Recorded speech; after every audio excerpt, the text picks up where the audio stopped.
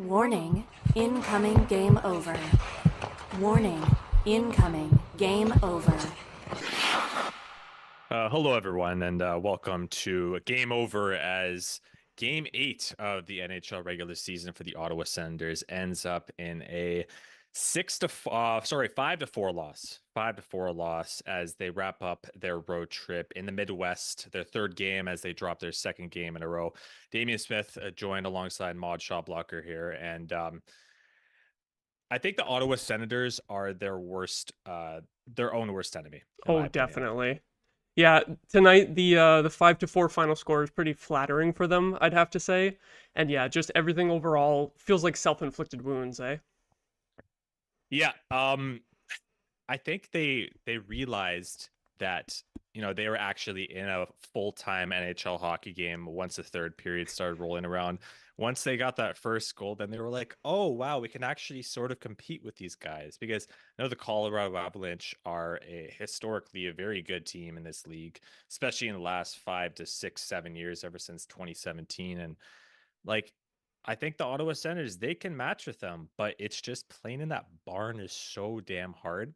And like, fun fact, we'll get into a little bit later, but in that third period, the Ottawa Senators had 16 shots.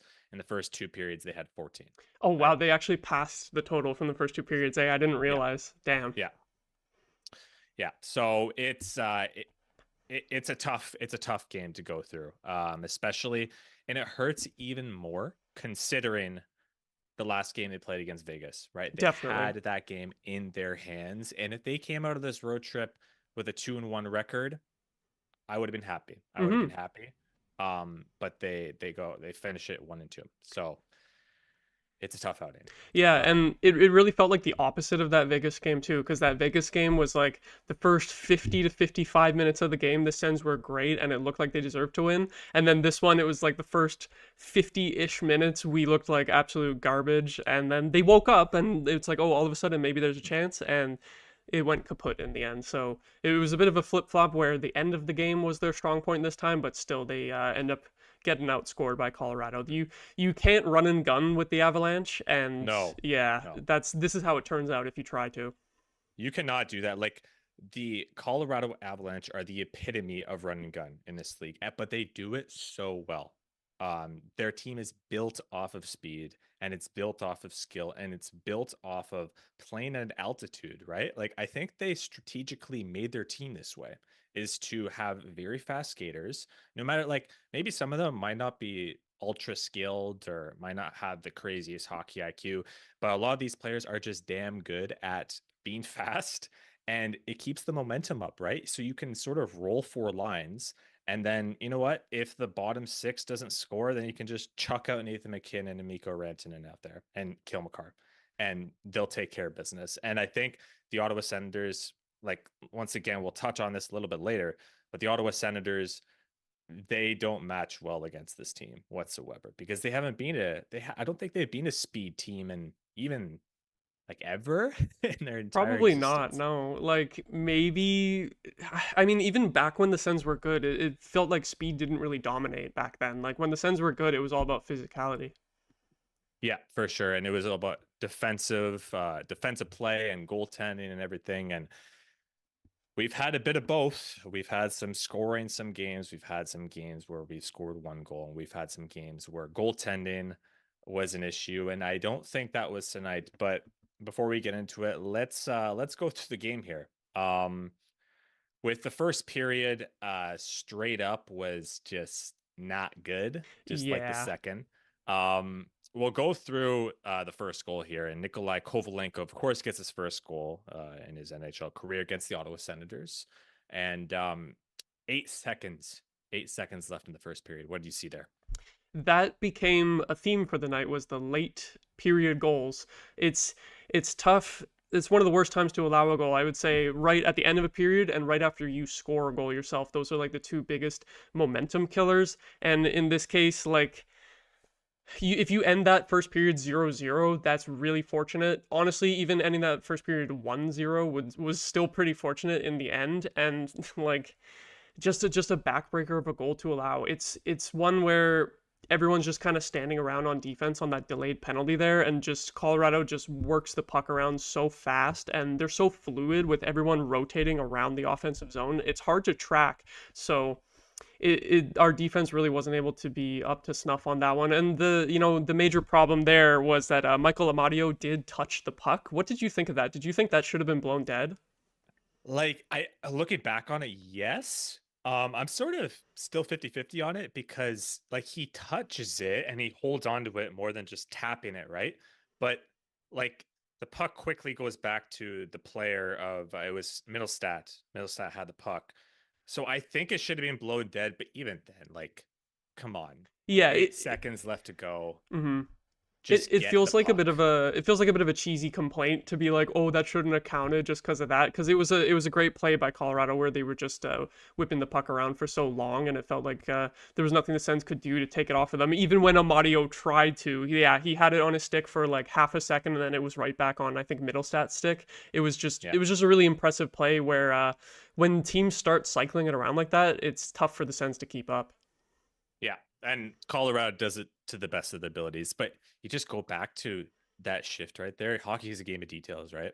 JBD and Clevin, you just got to get the puck out. You got Yeah. to get the puck out. Like it's so simple. And I don't mean to bury on them and stuff because I think overall they've been solid as a pair, especially as a young D pair. But you got to get the puck out. There's 10, 15 seconds left on the clock, and eventually JBD takes the penalty too, and that ends up giving Colorado the 1-0 lead. The same sort of thing happens in the second period, right? The Sens start out extremely flat, extremely flat. Sanderson and Hamonic are out there for 3 minutes of ice time, Ah, brutal. right? Hamonic gets injured. He comes back later in the game. It's good to see him back in the game. And it just kind of continues. I mean, the shots were like overwhelmingly like absurd in this game. Really, the way that the Ottawa Senators were given high danger opportunities, you would have thought the shots would have been like double for Colorado. But in the second period, the shots were only 11-8. But once again, it's a late goal this time. And I think this falls a little bit on Forsberg, but at the same time, like those goals are so important, especially when you go into the dressing room and you're down 2-0 on the road.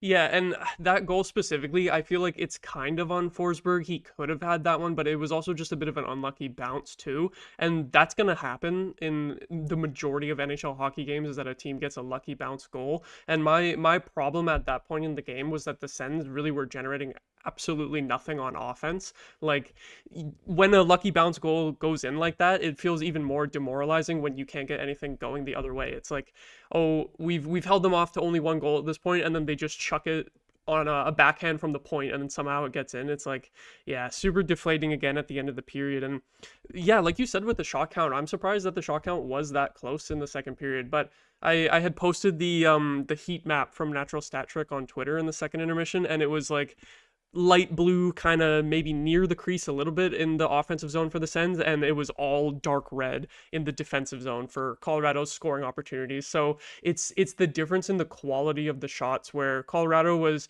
getting those slot chances really easily from working it around the outside and finding the open man, whereas Ottawa was just kind of chucking it on net from wherever they could because they couldn't get any passing plays going to actually create a solid chance, eh?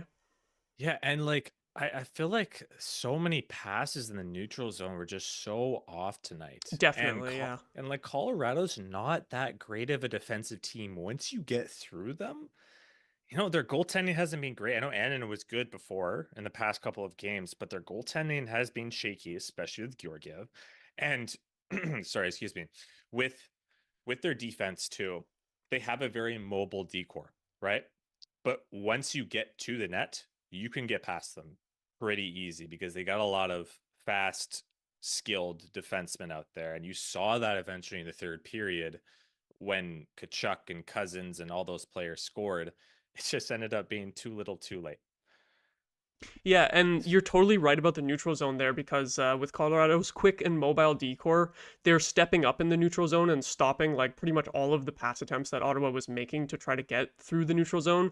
Like one of my biggest problems with the Sens is the inability to get the puck out of the defensive zone, and we saw some of that tonight, but it was also the inability to move past the neutral zone after clearing the defensive zone because Colorado was just reading everything, and even if they weren't, then our passes were missing a lot of like just fumbled plays tonight. And yeah, like you said, if you can get in behind on that Colorado defense, make them actually have to defend their crease, then they're not the greatest. You can take advantage of that, but we just weren't able to get through that neutral zone, and the zone entries, yeah, were a huge problem tonight.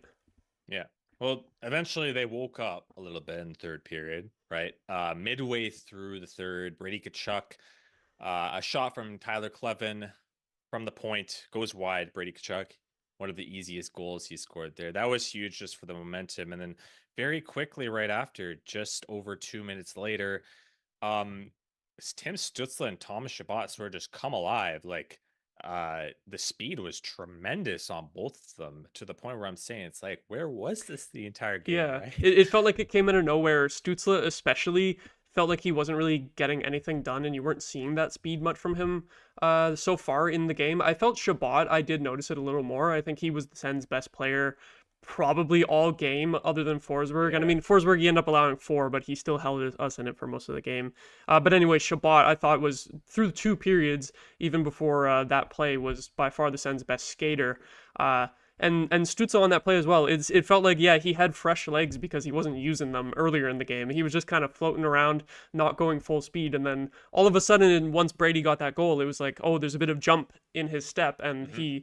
he showed off. He showed off his talent and his skating ability to make a great play there. And it was cool as well with Stützle and Chabot there, where Chabot had ended up down low on the play, and he passed it back to Stützle at the point, who was covering for Chabot. So that's Yep. kind of that fluidity in the offense I was talking about earlier that Colorado is really good with players' positions moving around while they're passing the puck in the offensive zone. We did that to our advantage on that goal, which was nice to see. Yeah. It was a nice 2 minutes though, right? It was a Yeah, nice two it was minutes fun of while it feeling lasted. good. Like at the same time, I don't know about you, but when we tied up, I was like, okay, let's go. Like we're tied. Let's start rolling here. You know, maybe we have a little bit left in us before we head home to play on Tuesday. But of course, like 2 minutes later, it's another goal in front of the net, very similar to Kovalenko, where it's Middlestat again. Hmm. Middlestat with a great pass. I mean, yeah, a good pass, but at the same time, there were three Senators standing around O'Connor, Yeah, and it's so deflating because I know in the past, right, we've had our goaltenders allow a bad goal and it becomes deflating there, but this one is solely on the players. This one is solely on the players. Puck watching, O'Connor's like right in the crease, and it's an easy goal for him. definitely. Like you said, just 3 guys standing around O'Connor. I couldn't believe that that pass actually got through to him. Puck watching, but not actually thinking about where the puck is going, and reacting with your stick too. And it was really deflating because after we tied it, I was kind of thinking like, oh, maybe Colorado's going to be a little bit nervous now. The momentum's going our way. Maybe we can at least get to OT. Maybe Colorado will be a little bit less aggressive and try to sit back, and not. But no, that's not Colorado's game. Colorado just keeps coming at you. No nervousness in their game at all after those 2 quick goals from the Sens. And yeah, they replied so quickly. And yeah, like a minute and a half later, right? Like Hmm. we had less than 10 minutes left to go. It was a 2-2 game, right? You're on the road, you're feeling good. You got the crowd quite nervous, and then of course that O'Connor goal starts, and then and literally a minute and a half later, a terrible play all around. Once again, Drake Batherson, who's had a great start to the season, this was his worst play of the year so far. He tries to flip it out, right? But maybe there just wasn't enough strength on the flip, and it ends up bouncing not out of the blue line. And Jake Sanderson is ahead of the play. He's ahead of the play, like he's expecting. He must have like lost sight of the puck or something because Definitely, the yeah. puck, yeah, like the puck drops behind him, and then they go back the other way. Colton basically, I think he takes a pass from a car. He goes in. Forsberg makes a great save, right? That's what you want from your goaltender. You want that first save, and you don't need just a guy to stand on his head like that. And then the puck goes to the corner, And there's like, once again, there's like 3 bodies out front for the Sens, but the puck still goes in somehow. Yep, everyone's standing around again. Yeah. That like Colton should not be able to get his own rebound on that play, at least not nearly as uncontested as it was. Like Oh, it should be a lot harder for him to get that second shot off. yeah. And like, I don't know, maybe it's because the first show I've done with you, right, so far, but I feel like I haven't like seen a lot of puck watching so far for the Sens. It's been more of a problem today than in the previous games, right? Yeah. Yeah, like the Vegas game, there was the quick one from Colasar, from what I can remember. But a lot of the goals, some of them were bad, some of them were screen and eye shots, and you can't really do a whole lot about that one. But this, like tonight, there was one, two, I would say, yeah, 3 goals tonight, which were puck watching. And like Colorado is an easy team to beat. Well, I mean, a minute and a half later, once again, Claude Giroux makes it 4-3 for the Sens. Like they're right there. He takes a pass from Batherson, and sorry, one sec.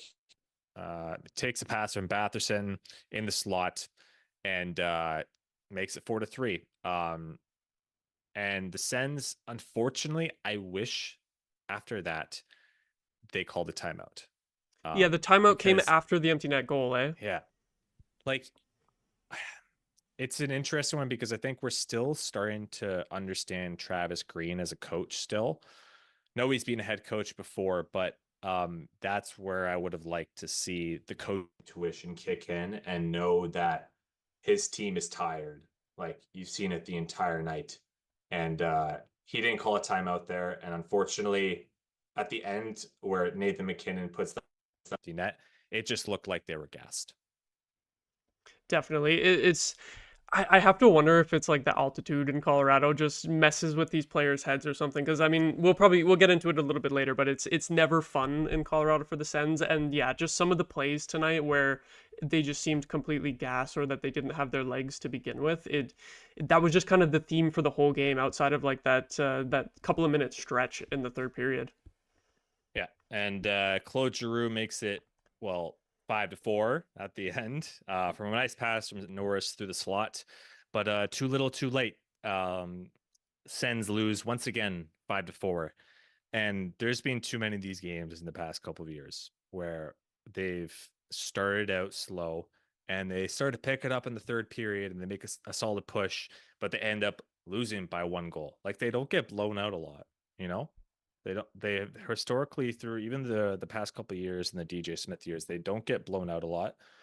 And but the thing is that you allowed 10 goals in the last 2 games. You scored 8, right? They'd be in 1-goal games, but you get 0 points. Yeah, scoring 8 goals over 2 games and coming away with 0 points is just brutal. And it's tough because last year the goaltending was the excuse, and I don't think that in either of these games you can really say that it is this time. Like Nope. obviously Olmark's performance could have been better against Vegas, but it was a defensive collapse by the team overall, and definitely not Forsberg's fault here tonight either.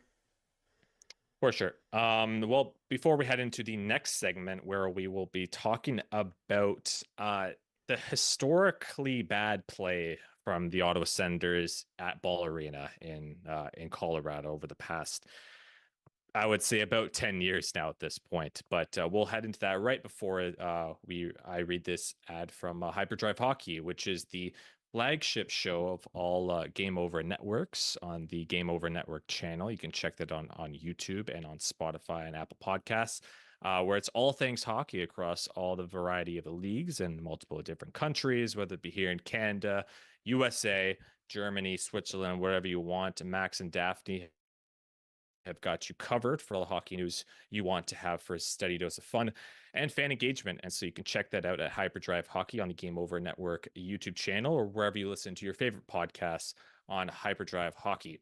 So let's step into a little bit of a different conversation here. And I was talking about this with Nick the other day, just the woes in the Ottawa Senators, in specifically in the Mountain Time Zone.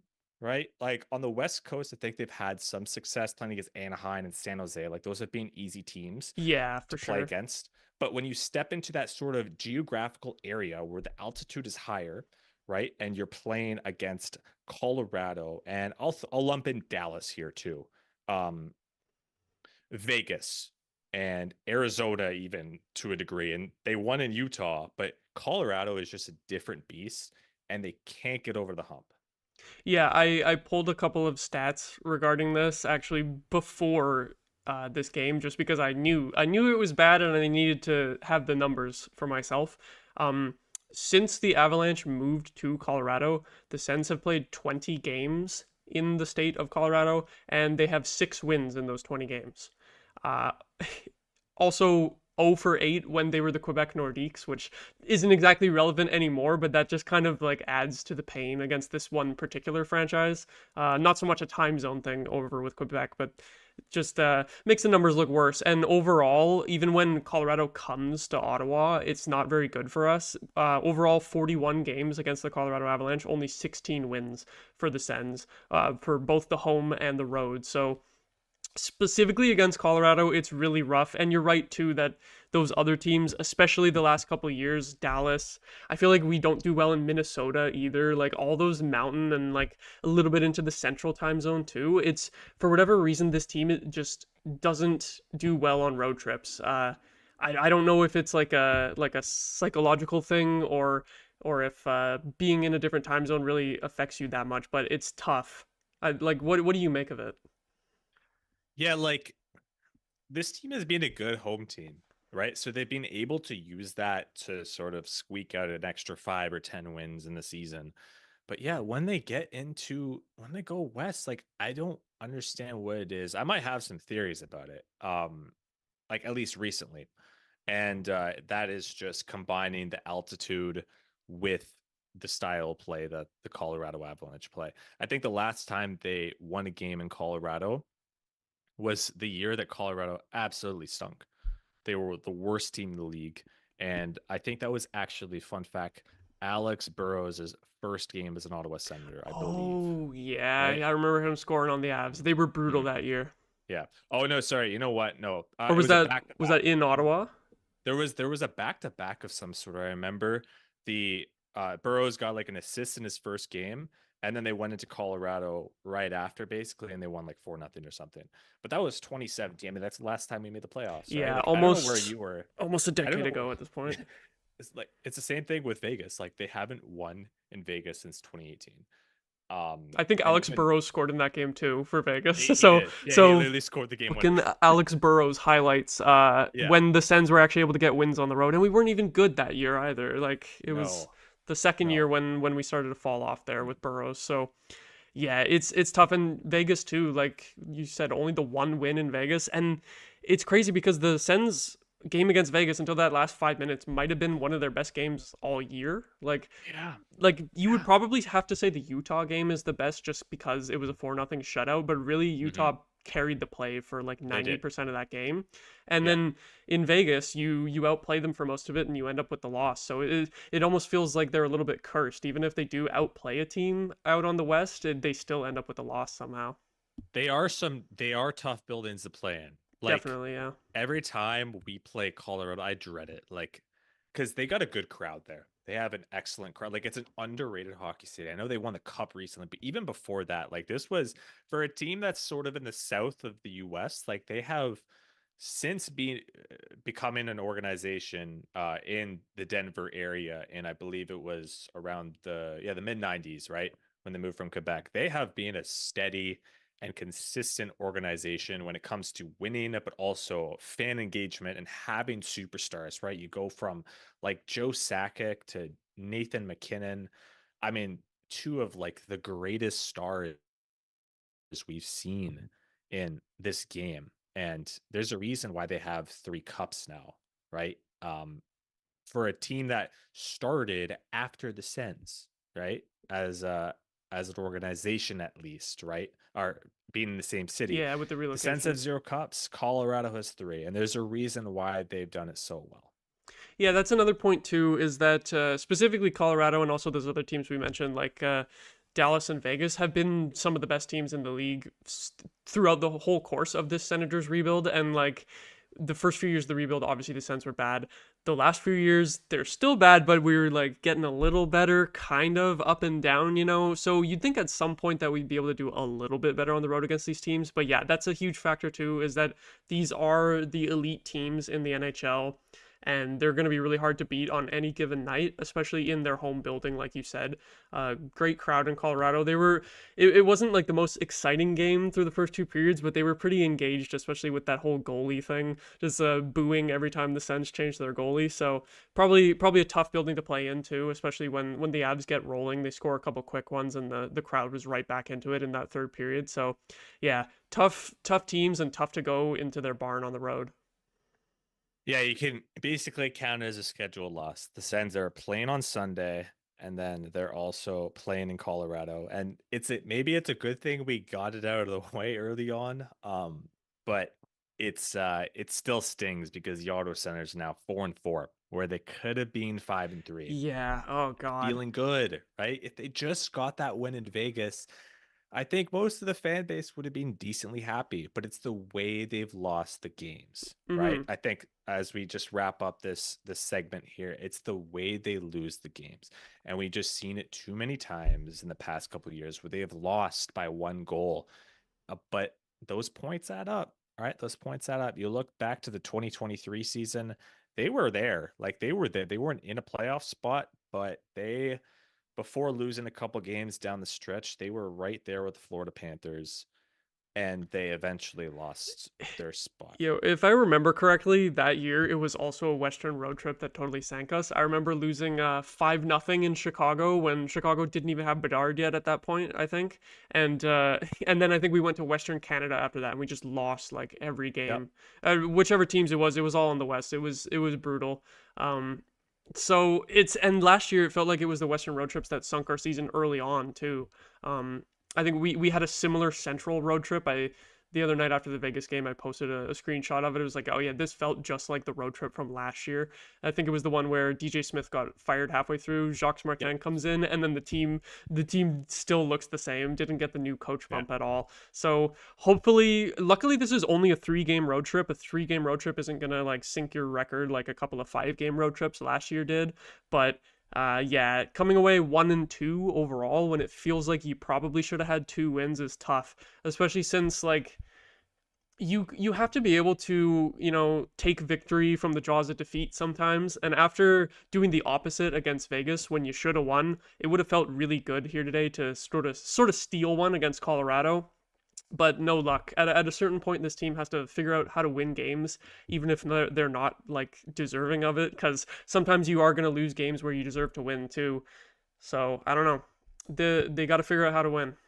Yeah, like I to counterpoint that, like in a way, I think they found ways to win, right? Whether it be the 3-1 win against Florida, right? That's a tough team. Allmark stands on his head at the end. LA, right? You have to score 8 goals to win the game in overtime, but they fought back. The Tampa Bay game, the goaltending once again wasn't good. The Utah game, right? The goaltending's great with Forsberg. So it's a mixed bag, right? I Yeah, mean it's like yeah, they've been able to do it. They've been able to find the ways to win on home ice, but not as much on the road. Just the one road win with Utah, yeah, but like those other ones on home, it feels like it's those away games, these Western road trips. They're yeah. just they can't figure it out somehow. No, and it's in like certain barns over the years, and it's a good thing that I'm trying to think of any other team that will be a scheduled loss on the board. The one thing I can think of is Carolina. We never win there, but that's only 1 or 2 games, right? That we can think of. With Vegas and Colorado, it's going to end up in a loss, and you know what? Maybe it's a good thing that they got out of the way early. The Sens will be back at home on Tuesday against the St. Louis Blues for a 7 o'clock start Eastern. And maybe it's a good thing they're returning home because they do perform pretty well there. But before that, I have to tell you about La Ruche, which is Game Over is a network that's independent right now, and it's focused on community inclusion and quality people at the moment. And if you're interested in supporting the Game Over network, we have a crowdfunding page available in the description of this episode. You can find a link to our Patreon page, and we're also working on a page through La Ruche. which is a crowdfunding platform for companies originating over in Quebec. And for LaRouche, we're aiming to raise $15,000. If we hit that goal, we'll gain access for government grants that will also allow us to employ more people going forward. So if you have any ideas what you'd like to see for giveaways or these crowdfunding efforts, please let us know in the comments or on Twitter, Instagram, or a Discord server as well on Game Over. Moving into our third segment here. This is a little bit of a different topic, and it's sort of relevant to tonight, but I want to talk about the depth players so far for the Ottawa Senators. This was a hot topic, not maybe not a hot topic, but this was a topic in the offseason where the top of the lineup looks good, the top four looks set, starting goalie looks good. Now, what about the bottom three forwards? What about the final two defensemen? We got a depth goal tonight from Nick Cousins. That was his first of the year.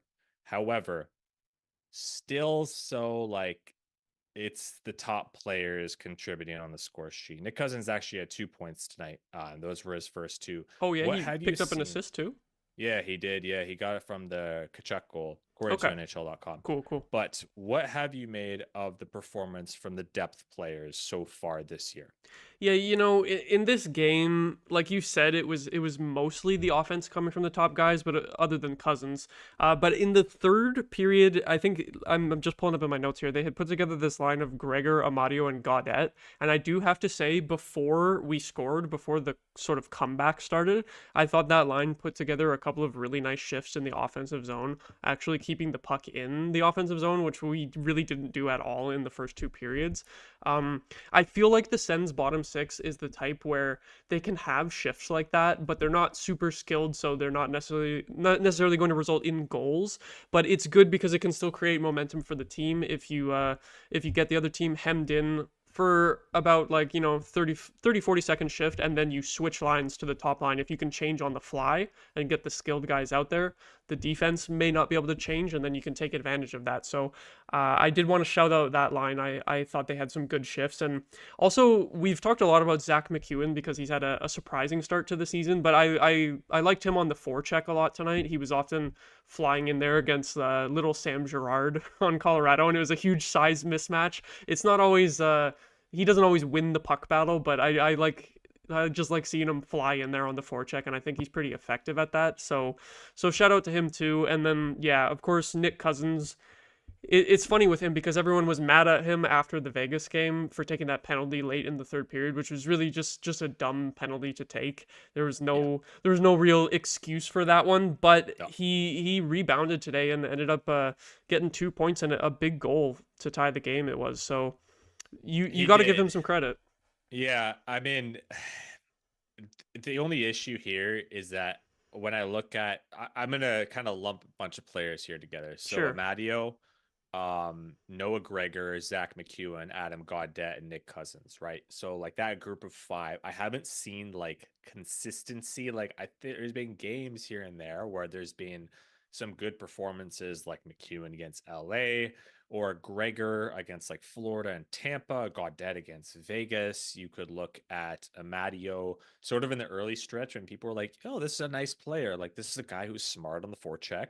He's pretty good defensively, but then he points, right? So it's like, he putting up a good performance overall, maybe on the two-way side, and he might be making some nice low-key plays that the Sens have been missing. But at the same time, like that's a player that I like so far. I've liked his game, but Amadio, he's got to get it rolling, because if you're in 6 million, you're assumed to put some offense and get a couple points here or there. Yeah, I think they were expecting him to be like a 15 goal, 15 assist type guy, 35 points. I don't know. They feel like I did bad math there, but yeah, the fact that he has 0 points so far is a little questionable. And they tried moving him up the lineup to the top six too, which is I'm not against that, but it's also like not what you're paying him for. Like you said, with what you're paying him, you expect him to be able to produce in the bottom six too. Like he shouldn't have to be with Kachuk and Stützle to put up some points. And I don't think that's why they moved him up to the top six. It was just to give a different look for those top guys, different play style for them to play with. But yeah, the fact that he has nothing so far is troubling. Yeah, 10 shots so far at least. We're just waiting for the stats to update on NHL.com. And he's playing, right? He's playing 15 minutes a night. And, I think he'll get it rolling. And I don't think he's like the biggest of our concerns. I think the biggest concern is like the overall team, maybe, not like individual performances. Because like Yeah. Giroux, remember he was like a ghost, I feel like, the first couple of years, and now he has, I think, 9 points in 8 games. He's over a point per game. Norris, Kachuk, Stutzla, Batherson, they're all at point per games, right?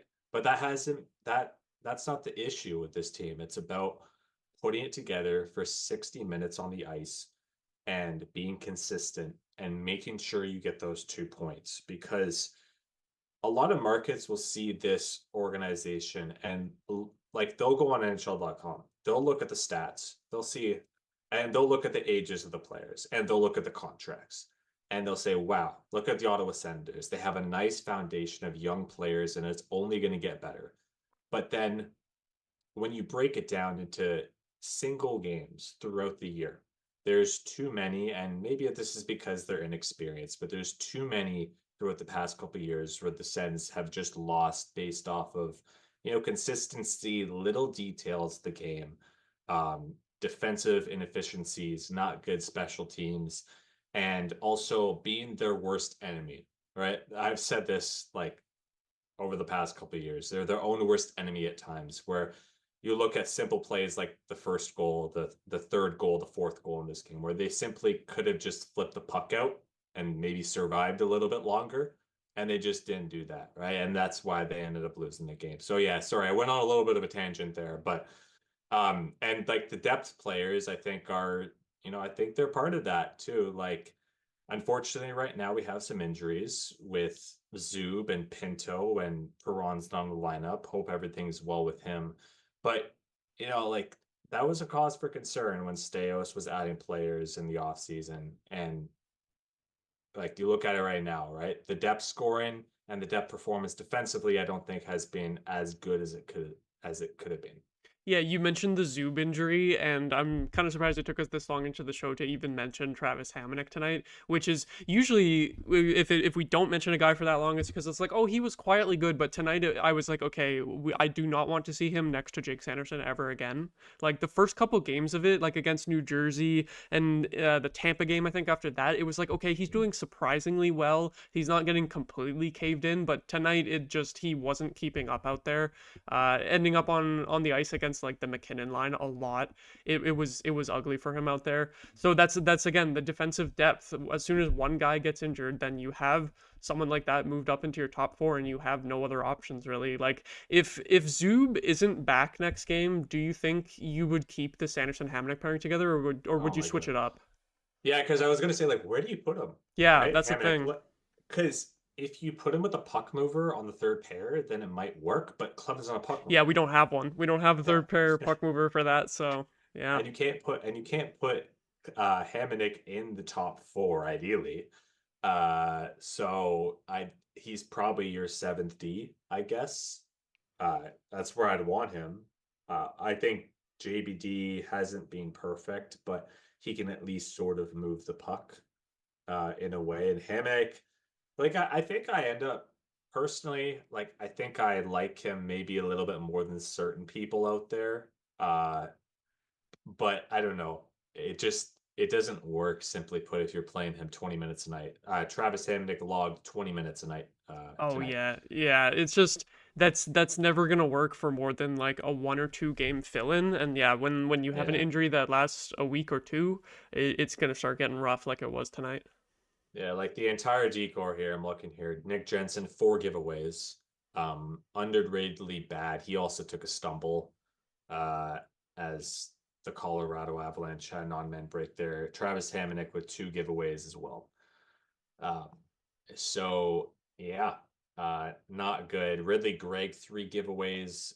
Gaudette, 2 giveaways. as well. Yeah, lots of giveaways on the breakout attempts. Whether or not they got the puck out of the zone, if they did, it was just turned right back around in the neutral zone, like we were saying earlier. So I'm not surprised that the giveaway stats are high tonight, because it was a lot of Colorado skating around circles around our defensive zone with the puck, and then we get the puck and kind of just try to make one or two passes and mess them up really quickly. So yeah, Yeah. it's the giveaway stats are going to look bad tonight.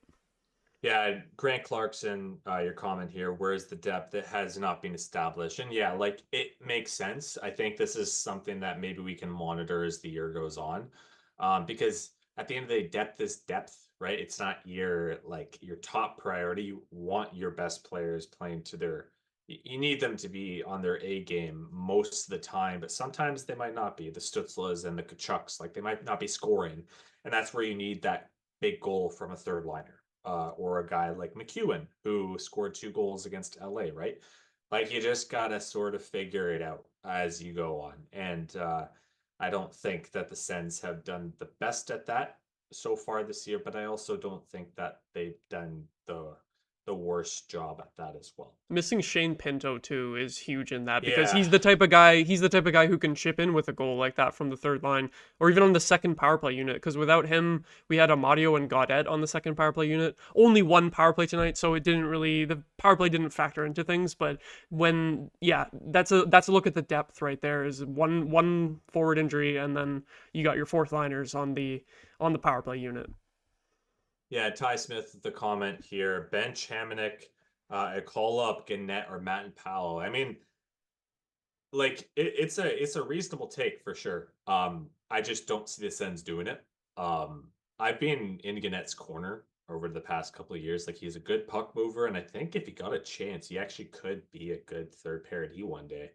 Um, and I think he could work with Clevin. And if I'm not mistaken, I think they played a little bit together in the AHL. Matt Powell is a little bit more defensive, so I think you're sort of you've taken out Hamonic as defensive D-man, and you're putting Matt Powell, a defensive D-man there. Gannett, I would totally support that tie. Yeah, me too. Bringing it, yeah, but I don't know. I think that if Gannett was going to be on this team, it would have been at the start of the season. He didn't have a fantastic camp, and he's now in the AHL once again. I think there's still some hope for him. Oh, he disappeared. Sorry, yeah, I dropped my cord there. But yeah, like I think there's still some hope for him, but I just don't see it happening unless there's another injury. That's really the only way it's going to happen. My final question for this segment for you, Maude, is like for the forward core, how would you disperse the lines now? Because we've had some rotations on that first line. Looks like that second line's doing well, but let's say David Perron returns tomorrow. Pinto's out. And yeah, like Pinto's, I think, the only injury on the forward core that we would have to worry about. Now, let's say Perron comes back. How are you organizing the lines? Yeah, you mentioned the Giroux, Batherson, and Norris line. That was by far our best line tonight. The only line that I feel like I saw produce multiple scoring chances. So I would keep them together. And yeah, if Perron is back for the next game, to be honest, I would just throw him up on the right wing with Tkachuk and Stützle. I know he doesn't have any points yet this season, but he has been a top six forward for the majority of his career. We didn't really sign him to be that. We signed him probably more for third line, second power play unit. But I think giving him a shot with some of the top players would be nice to try to get him going, and especially because Pinto's out.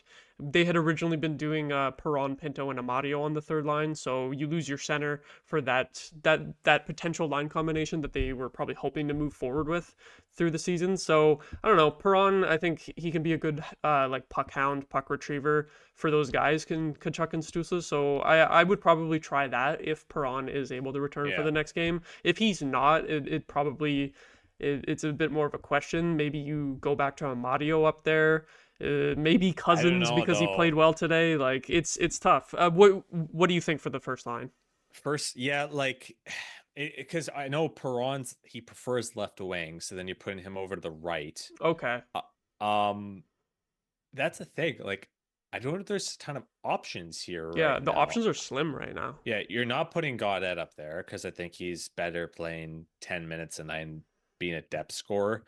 Amadio, like on paper, it should work. You add the two-way forward in there to play with Stützle and Kachuk. Batherson, but the thing is that second line is rolling right now. I'm loving Giroux on the left. So I don't think you should change that whatsoever. So yeah, like I think you go with Perron somehow. Yeah, it's tough because it feels like Giroux and Batherson should just be the obvious top two right wings, Yeah. and you switch them as needed. But putting them together with Giroux on the left Mhm. has been surprisingly good, like last game too. So Yeah. I feel Or like I wouldn't want to break that up right now. yeah, or maybe you go like Batherson on the first line, and then you go so Batherson, Kachuk, Stützle. Second line, you go Perron, Norris, and Giroux. That could be Because good too. I like this Giroux Norris combo. It hasn't happened enough as I would have hoped throughout the years. And I think that Timmy needs to get the face-offs going for sure. And I even see like in the neutral zone, they're not even putting Timmy in the face-off dot, which Yeah. is not giving him a lot of confidence there. And I think you got to get him in there no matter what. But yeah, like that wraps up our third segment here. If anyone has any questions in the chat, I know we have one coming up from Newbie Sports, but before that, have a ad read about our merch, which is something that we hope a lot of you would like to support here on Game Over. 3 unique designs have been dropped. Whether you feel the nostalgic pull of our retro skater design or you want to make a statement with our established design, which I believe is on sale right now, or your love for goalies by our Live or Die by the Goalie design, or you just need another coffee to get through the winter, we have you covered right now, which is designed by Brady from Game Over Winnipeg. Use the QR code on our screen now, or take a look through our apparel store and help us rebuild local sports media in Canada while repping your community in Canada here. So let's in our overtime segment here. Time for the chat. Oh yes. Let's check in with Newbie Sports. Does anyone get depressed when they see how well Giroux is playing, because it feels like this team has just wasted the opportunity of having Yeah. him for 3 years? I get that feeling. I get that feeling for sure. It's like, especially when he signed here, it's like, oh, the Sens are finally on the up. They signed an awesome player. They signed like a potential Hall of Fame player, but he doesn't have a cup yet. Because right before he came here, he went to Florida for that attempted cup run, and then it just wasn't Florida's year yet for a couple more years. And then yeah, he's stuck on a bad team now. I feel like if we don't even make the playoffs this year, like if we're out of it by the trade deadline, I think it's going to be a really tough decision. It's totally up to the player whether or not he would want to chase another cup, but it would kind of suck if we really can't get to the playoffs with him at all, right? Yeah, it would be pretty depressing.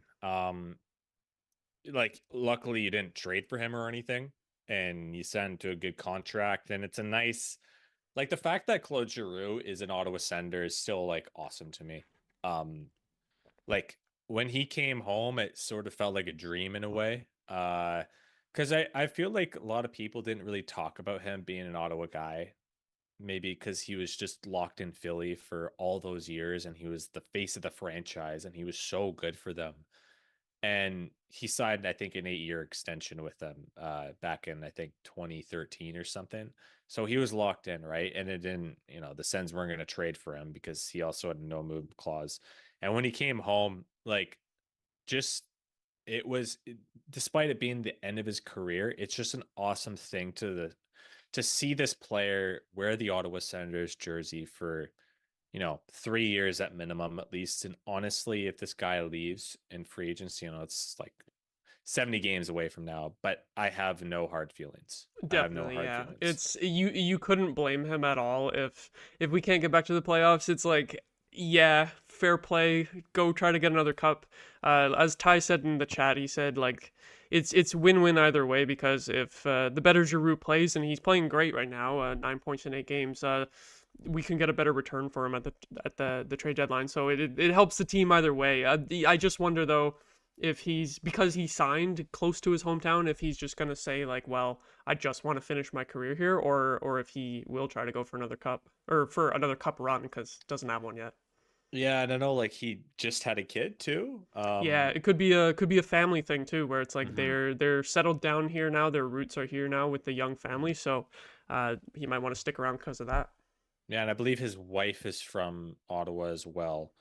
Um, so yeah, like you know, your wife, I think her name's Ryan. I think she was a big component on wanting to come back to Ottawa as well, back in summer of 2022.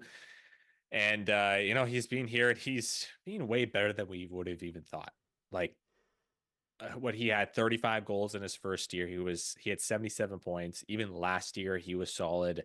And right when you thought maybe he was going to take a little bit of a step back in the first couple of games this year, he now has 9 points in 8 games, right? Because like the foot speed is still there and he's never been the fastest player, but the hockey IQ is there. And the ability to make the right play and always be in the right mindset is always been there for Claude Giroux as well. I hope he retires here. I hope he Me does. too. But like if he leaves, okay. Mm-hmm. Like sure. It to me too, like the way that we lost Daniel Alfredson in the last year of his career to Detroit, it's kind of like it feels like a little bit of like payback sort of for it doesn't have anything to do with Detroit, different team, but it's like, oh, we got to pick up another team's like star player for over 10 years and their captain, and he's still in elite form. So if he could finish his career here, that would be nice since we our star player like that, we didn't get to actually have him finish his career here. Yeah. And I think he brings sort of that Alfie vibe. Yeah, definitely. Just yeah, like he's a hard worker.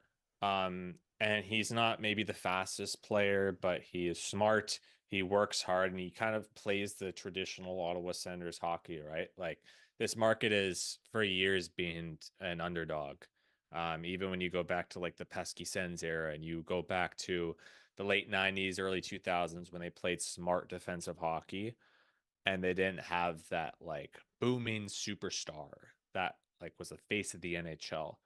And but they came out with wins, right? They came out with wins from defensive hockey and good goaltending, and that's something they've been lacking in the past decade or so. It's just finding that uh finding that identity as an organization. I think of course it's still really early on because you got to factor in the ownership part of things with Michael Andlauer, and I think going forward, the organization is in good hands. I think they're going to have money to give out, and players are going to want to come to Ottawa. Um, just look at this offseason, right? They brought in David Perron, they brought in Linus Ullmark, and they re-signed him already, a goaltender, a star player. uh Noah Gregor, Michael Amadio. Like in the past, it would have felt like maybe they would have signed one player to like a 1 year contract worth $2 million in free agency. In this case, they brought in like 4 or 5 players in free agency, and that's I think the tide is shifting a little bit here in Ottawa. It's just about continuing forward and actually creating a winning environment, which after tonight, it's not going to help, but um Yeah. we can only hope, at least as an organization, that going forward, the reputation, at least as a team, is good. I agree. Yeah, I think signing a guy like Giroux, which somehow Pierre Dorian pulled off, uh, I think that really helps the reputation as an organization. Players look from the outside and see Claude Giroux chose this team, and he is a leader on this team now, and we know what a guy Claude Giroux is, being like a 15-year NHL veteran at this point.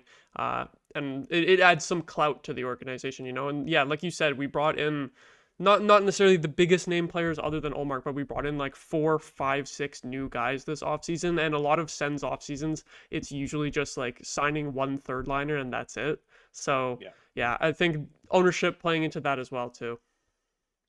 for sure. Maude, any final thoughts on going into, this week coming up, going up against St. Louis on Tuesday at home. And then we got let's see, sorry, I'm just going through the schedule here. New York on Friday, right after Halloween at MSG, and then they Ooh, in return the home. MSG. Yeah, and then they return home the next day in Ottawa against the Kraken. So what do you think?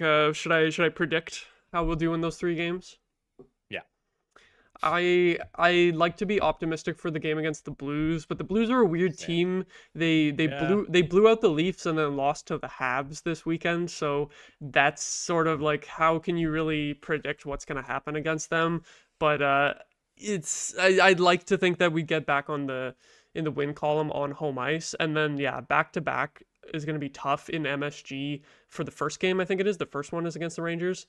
Um, Yeah. that's going to be tough because the Rangers are off to a really hot start. So I'd say, ideally, I would say we could beat the Blues, probably lose to the Rangers, and then hopefully beat the Kraken. Like, I feel like I can't confidently say that the Sens will, like, obviously beat any team. So if I had to predict, I'll say we'll go something like 1-1-1 in those 3 games. I'll call it, like, even right through. What do you think? Yeah, the Blues game, like I think they've had a decent start so far this year. I think they're over 500 and seemingly are doing better than a lot of people would have thought. I think that I'm confident in both those home games. It's just the road woes. Like before, until this team can actually perform consistently on the road, I'm gonna have it as a schedule loss, especially when you're up against the New York Rangers, who the Rangers like I think on paper they're pretty good. But they always find a way to win, it seems like whether it's just their high end scoring or Shesterkin staying on his head or that decor, which has been shaky at times, but it looks like whenever the offense isn't chipping in, then they step up.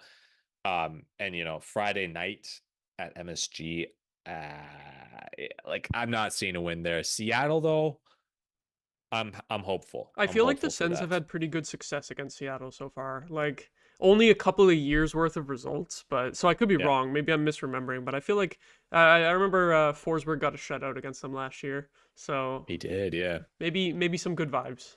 Yeah, I mean Seattle, let's see. Their record's 4-4-1, so pretty much the same as us. We'll see. We'll see. And Ty Smith, to your comment there, Olmark will steal the game versus the blue shirts. Oh I hope yeah, so. we didn't even really talk about Olmark. Do you think he starts No. the next game, or do you think Forsberg? Yeah. It's got to be Yeah, he Olmark, right? starts. Yeah, Yeah. he starts. I don't know why they didn't, but at the same time, Forsberg's been fine. Like I don't, or at least the past couple of games, he's been fine.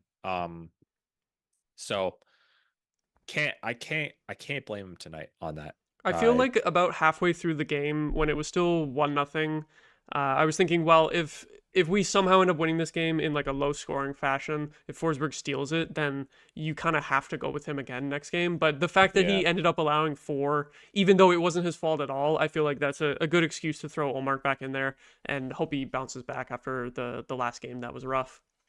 Yeah, we will see. We will see as the storylines kind of shift because early on I was like, "Oh, Linus Solmark, he's here. He's signed a long-term extension."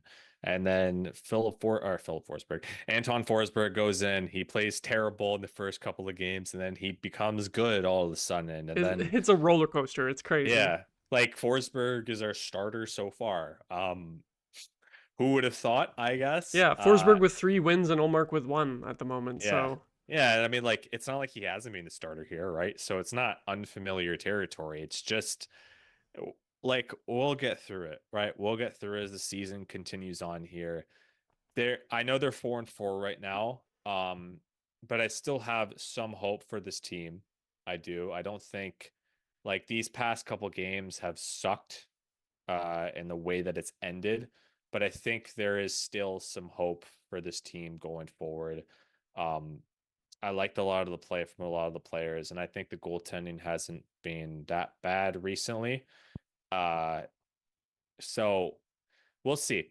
We'll see. I'm mhm. still on the fence a little bit. Going into the season, I really had no expectations at all. Like going it's in as a it's fan. hard to have expectations for the Sens at this Yeah. point because we've been bit too many times. Yeah. Like we can't fall for the trap again for the third straight season in a row. Exactly. We'll see how the year goes on. And once around American Thanksgiving, that's when we kind of make our assessment. I think. Yeah, Like, hopefully we can actually be at or above 500 around American Thanksgiving for once. yeah. Because I think if we fall now that we're back at 500, 4-4, I feel like if we fall way below it, I'm going to lose my mind again. Yeah. It might be getting a little ugly on the streams here if that happens Yeah. again. So hopefully not. Yeah. Yeah, the good thing is we're in the mix still, Yeah. right? We're not out of it. We're not out of it, right? So if we're 500 by Canadian or American Thanksgiving, I guess I'll take it. It would be an entire improvement over the last like 7 years. So it would be hard to complain at that point, I think. Yeah. Yeah, for sure. But thank you everyone for tuning in here on Game Over. It's a tough loss once again, but we thank everyone very, very much for tuning in late at night as well. Yeah. I'm on the West Coast here, but I know for a lot of you it's pushing to 1 a.m. So thank you very much for tuning in here, and we all hope you have a very good night and get some nice rest. And hopefully tomorrow is a better day as the Ottawa Senators are back in Ottawa tomorrow, and we'll be up against the St. Louis Blues on Tuesday. So thank you very much for tuning in, everyone, and have a good night. Yeah, and I just wanted to say thanks to everyone who's in chat as well, because for a late night stream past midnight, close to 1 a.m., it's great to see that activity in the chat too. I know a lot of people would probably just go right to bed before that game was even over. So yeah, thank you everyone so much for watching, listening, and chatting. Have a good night.